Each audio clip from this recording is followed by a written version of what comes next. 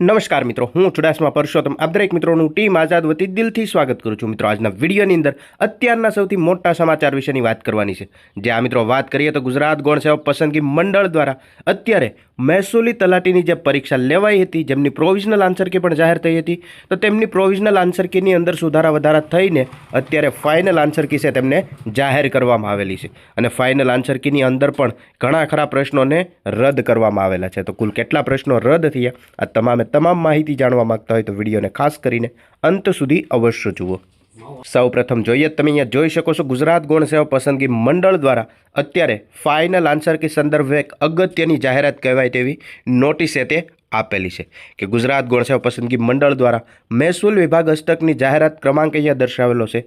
મહેસૂલી તલાટી વર્ગ 3ની પ્રાથમિક પરીક્ષા છે તે 14/9/2025ના રોજ યોજવામાં આવેલી હતી। તેમની પ્રોવિઝનલ આન્સર કી એટલે કે પીએ કે 15/9/2025ના રોજ આપવામાં આવેલી હતી। ત્યારબાદ પ્રોવિઝનલ આન્સર કી સંદર્ભે જો કોઈ ઉમેદવાર મિત્રોને ઓનલાઈન વાંધા કરવા હોય તો તેમના માટેનો ટાઈમ છે તે 15/9/2025 થી 22/9/2025 સુધીનો આપવામાં આવેલો હતો। અને ઘણા ઉમેદવાર મિત્રોએ વાંધા અરજીઓ પણ કરેલી હતી। તો વાંધા અરજીઓને ધ્યાનમાં રાખીને જે કોઈ પ્રશ્નની અંદર રદ કરવા પડતા હોય અથવા તો સુધારા વધારા કરવા પડતા હોય તો તેમના મંડળ દ્વારા નિર્ણયો લેવામાં આવેલા છે। અને નિર્ણયને ધ્યાનમાં રાખીને ફાઇનલ આન્સર કી અત્યારે ડિક્લેર કરવામાં આવેલી છે। ઉપરયુક્ત વાત કરીએ તો રદ થયેલા જે પ્રશ્નો છે તે પ્રશ્નો માટે ઉમેદવાર પ્રો રેટા મુજબ માર્ક્સ મળવાપાત્ર થશે। તો કઈ રીતના માર્ક મળવાપાત્ર થશે? કુલ 200 પ્રશ્નો હતા, તેમાંથી 3 ક્વેશ્ચન રદ થયેલા છે, એટલે કે 197 પ્રશ્ન રહેશે। અને માર્ક કઈ રીતે મળશે? તો કે પ્રતિ પ્રશ્ન સાચા માટે 1 માર્ક મળવાપાત્ર હતો, પરંતુ તેમની જગ્યાએ હવે 1.01523 માર્ક મળશે। અને પ્રત્યેક ખોટા માર્ક દીઠ 0.25 માર્ક માઇનસ થવાના હતા, પરંતુ તેમની જગ્યાએ હવે 0.25381 માર્ક છે તેમને કાપવામાં આવશે।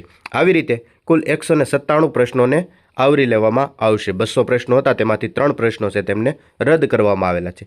તો આખરે કયા કયા પ્રશ્નો રદ થયા તમે અહીંયા જોઈ શકો છો કે જે રીતની ફાઇનલ આન્સર કી આપેલી છે, ફાઇનલ આન્સર કીની અંદર સાચો જવાબ છે તેમને ગ્રીન કલરથી હાઇલાઇટ કરેલો છે, જે તમામ અહીંયા પ્રશ્નો છે। એક તો 44 નંબરનો જે ક્વેશ્ચન છે તેમને રદ કરવામાં આવેલો છે। બંધારણનો ક્વેશ્ચન છે અને તેમાં કોઈ જવાબ આપેલો નથી, કારણ કે હાઇલાઇટ કરેલો નથી, આ ક્વેશ્ચનને રદ કરવામાં આવેલો છે, એટલે જ અહીંયા લખી નાખ્યું ક્વેશ્ચન ઇઝ કેન્સલ। ત્યારબાદ આગળ જોઈએ તો આગળનો પણ એક પ્રશ્ન કેન્સલ કરવામાં આવેલો છે, જે તમે અહીંયા 77 નંબરનો ક્વેશ્ચન જોઈ શકો છો, તેમને પણ કેન્સલ કરેલો છે। અને ત્યારબાદ હજી એક ક્વેશ્ચન કેન્સલ કરવામાં આવેલો છે, જે 110 નંબરનો ક્વેશ્ચન છે, તેમને પણ કેન્સલ કરવામાં આવેલો છે। આવી રીતે કુલ 200માંથી 3 પ્રશ્નોને રદ કરવામાં આવેલા છે। અને હવે 200માંથી નહીં, 197ને 200 માર્કમાંની અંદર કન્વર્ટ કરેલા છે। તો માર્ક કઈ રીતે મળવાપાત્ર છે? એક પ્રશ્ન સાચો પડશે તો કેટલા માર્ક મળશે, અને એક પ્રશ્ન ખોટો પડશે તો કેટલા માર્ક માઇનસ થશે, તે આપણે વિડીયોની શરૂઆતમાં જ જોઈ લીધું।